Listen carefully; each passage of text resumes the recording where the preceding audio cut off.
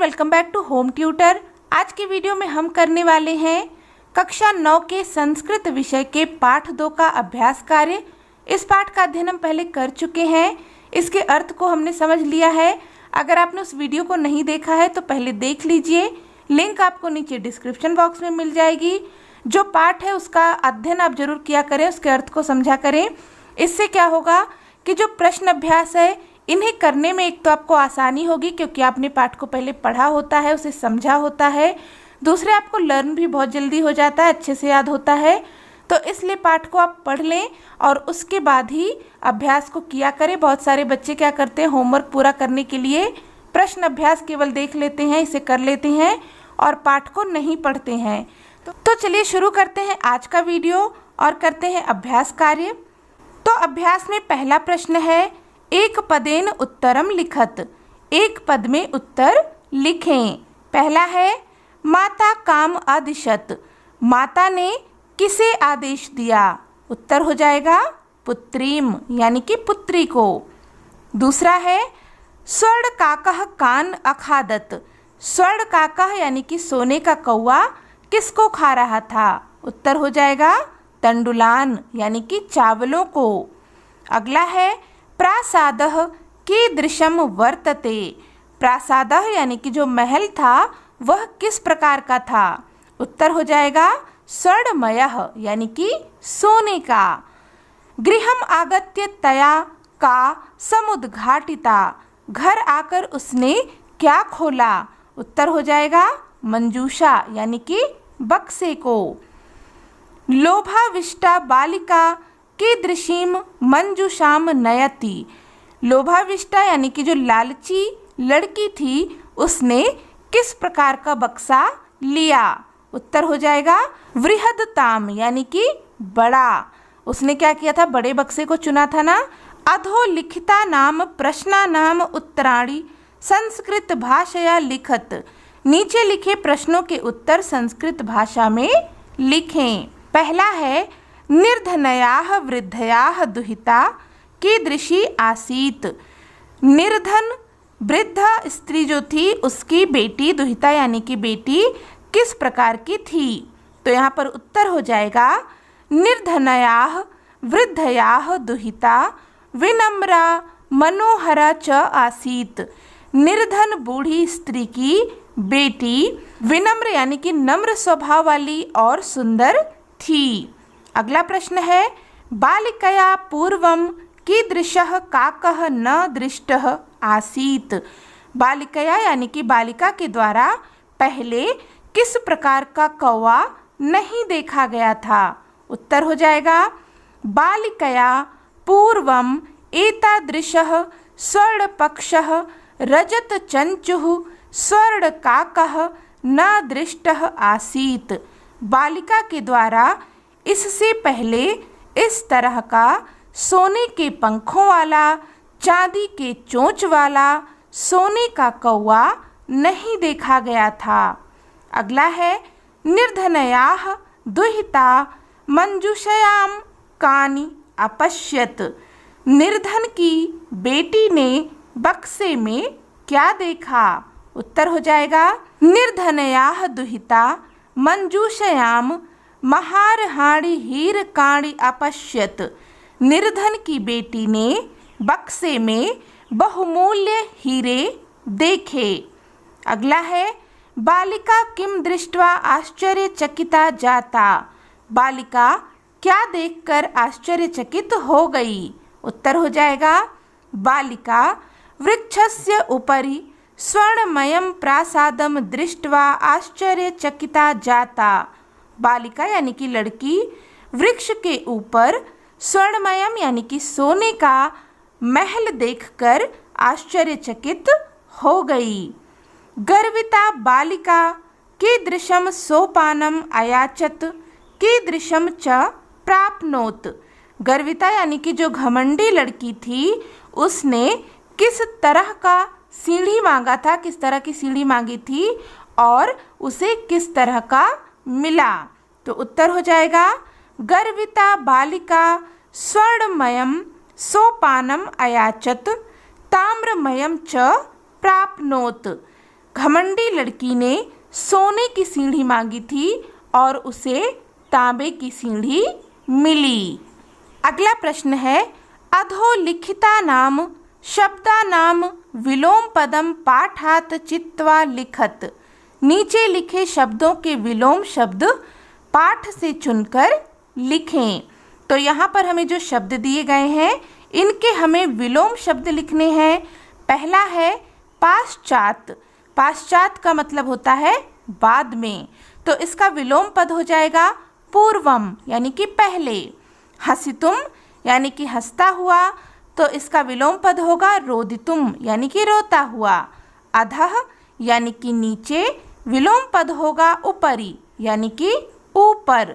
श्वेतः यानी कि सफ़ेद, विलोम पद होगा कृष्णः यानी कि काला। सूर्यास्तः यानी कि सूर्यास्त, विलोम पद होगा सूर्योदयः यानी कि सूर्योदय। सुप्तः यानी कि सोया हुआ, इसका विलोम पद होगा प्रबुद्धः यानी कि जागा हुआ।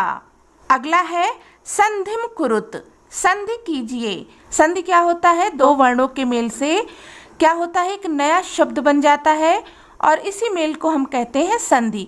संधि से संबंधित मैंने एक वीडियो बनाई हुई है जिसमें कि मैंने स्वर संधि के बारे में बताया है, तो अगर आप चाहें उस वीडियो को देख सकते हैं। लिंक आपको डिस्क्रिप्शन बॉक्स में मिल जाएगा, वहाँ पर पूरी प्लेलिस्ट है, तो आप उसे देख सकते हैं। और अगर आपको इस प्रश्न में कोई भी परेशानी होगी तो आप कमेंट करके बताइएगा, इस पर मैं एक अलग से वीडियो बना दूंगी इस प्रश्न पर। तो चलिए पहले अभी देख लेते हैं इसको। पहला है नी धन अवसत। यहाँ पर नी का आखिरी वर्ण है ई की मात्रा लगी है और अवसत का पहला वर्ण है आ। इन दोनों का जब हम मेल कराएंगे तो यहाँ पर यण संधि के नियमानुसार क्या हो जाएगा, न आधा हो जाएगा और आ का बन जाएगा य। इस तरह से ये शब्द बन जाएगा न्यवसत। फिर है सूर्य धन उदयः। तो सूर्य का अंतिम वर्ण है अ और उदयः का पहला वर्ण है उ। इन दोनों का मेल होगा तो यहाँ पर गुण संधि के अनुसार, उसका जो नियम होता है गुण संधि, उसके नियमानुसार यहाँ पर ओ हो जाएगा यानी कि ऊ हट जाएगा और ऊ की जगह पर ओ हो जाएगा और ओ की मात्रा का प्रयोग हम य पर करेंगे तो संधि होकर के यहाँ पर शब्द बनेगा सूर्योदयः। फिर है वृक्षस्य उपरि। ये संधि भी गुण संधि है, यहाँ पर भी अंतिम वर्ण है आ और पहला वर्ण है उ। दोनों का मेल कराएंगे तो हो जाएगा ओ और पद बनेगा वृक्षस्योपरि। फिर है हि धन अकारयत। तो यहाँ पर यण संधि का नियम लागू होगा। ह का ई और अकारयत का अ मिलेंगे तो यहाँ पर हो जाएगा ह्यकारयत। फिर है च धन एकाकिनी। तो यहाँ च में है अ और ए मिलेगा तो इन दोनों के मेल से क्या बन जाएगा, ए बन जाएगा और यहाँ पर पद होगा चैकाकिनी। फिर है इति धन उक्त्वा। इति का ई और उ मिलकर के हमने अभी ऊपर भी देखा यण संधि के अनुसार यहाँ पर हो जाएगा इत्युक्त्वा। इसी प्रकार से यहाँ पर है प्रतिधन अवदत। तो यहाँ पर हो जाएगा प्रत्यावदत। फिर है प्रधन उक्तम। तो यहाँ पर हो जाएगा प्रोक्तम। अत्र धन एव। तो यहाँ पर पद बनेगा अत्रैव। तत्र धन उपस्थिता। तो यहाँ पर पद बनेगा तत्रोपस्थिता। फिर है यथा धन इक्षम। पद बनेगा यथेक्षम। प्रश्न संख्या 3 है स्थूल पदान्य अधिकृत्य प्रश्न निर्माणम कुरुत। स्थूल यानी कि जो मोटे अक्षर हैं, जैसे कि आप यहाँ पर देख सकते हैं कुछ पद ऐसे हैं जो कि आपको गहरे काले रंग के दिखाई दे रहे होंगे। तो जो यहाँ पर स्थूल पद है उस पर आधारित प्रश्नों का निर्माण करें। पहला है ग्रामे निर्धना स्त्री अवसत। गांव में निर्धन स्त्री रहती थी। तो यहाँ पर स्थूल पद है निर्धना स्त्री। प्रश्न बनाएंगे तो होगा गांव में कौन रहती थी। संस्कृत में हो जाएगा ग्रामे का अवसत। अगला है स्वर्ण काकम निवारयन्ती बालिका प्रार्थयत। सोने के कौवे को हटाती हुई बालिका प्रार्थना करती है। स्थूल पद है स्वर्ण काकम। इसको हटाकर जब प्रश्न बनाएंगे तो हो जाएगा किसको हटाती हुई बालिका प्रार्थना करती है। संस्कृत में हो जाएगा कम निवारयन्ती बालिका प्रार्थयत। फिर है सूर्योदयात पूर्वमेव बालिका तत्र उपस्थिता।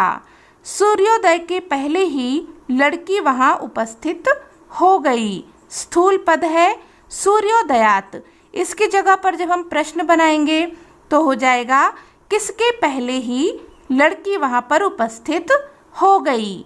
संस्कृत में होगा कस्मात्। कस्मात् पूर्वमेव बालिका तत्र उपस्थिता। बालिका निर्धन मातुः दुहिता आसीत्। लड़की निर्धन माता की पुत्री थी। यहाँ पर स्थूल पद है निर्धन मातुः।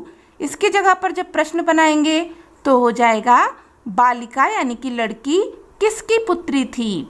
संस्कृत में हो जाएगा बालिका कस्याः दुहिता आसीत्। फिर है लुब्धा वृद्धा स्वर्णकाकस्य रहस्यम अभिज्ञातवती।